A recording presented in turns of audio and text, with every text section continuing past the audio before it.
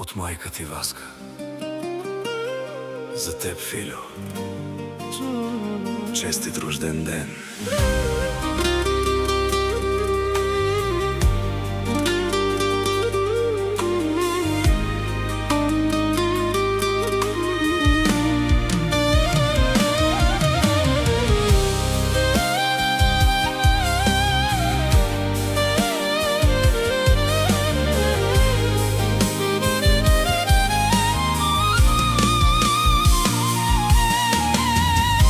Годините минават неусетно, но има неща, които не се менят. Любовта към децата остава и през всички дни напред. Филю, ти си силен мъж, с честно име и добро сърце, а майка ти се гордее, че има син като теб. Филю, върви напред със сила, пази доброто в света. До теб са Стефка и Юлиян, това е твоята съдба. Богат е този, който има семейство, обичи деца, и няма по-голямо щастие от топлината на дома.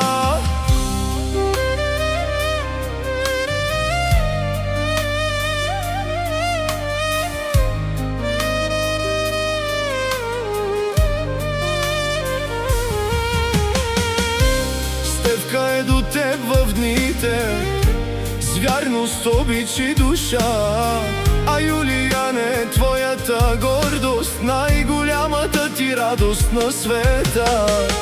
С труд и с характер силен градиш живота си ден след ден, и хората те уважават, защото си истински човек.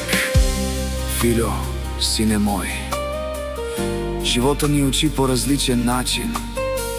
Понякога не всичко разбираме на време, понякога сърцето носи своя товар. Аз не съм търсила богатство, не съм търсила лесен път. Търсех само спокойствие, уважение и доброта в живота си. И Господ ми изпрати човек, който е до мен с чест и сърце. Човек, който ме уважава и ми дава сила във всеки ден. Не съм направила грешен избор, не съм избрала лош човек.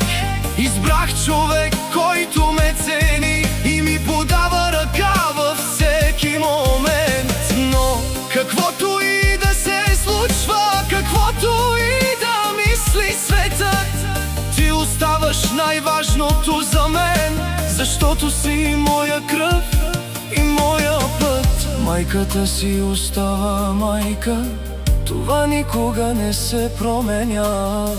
Обичта към детето е вечна и не познава време и разстояние. Затова днес ти пожелавам да бъдеш здрав и благословен, а в сърцето ти винаги да има място за обич, разбирателство и мир.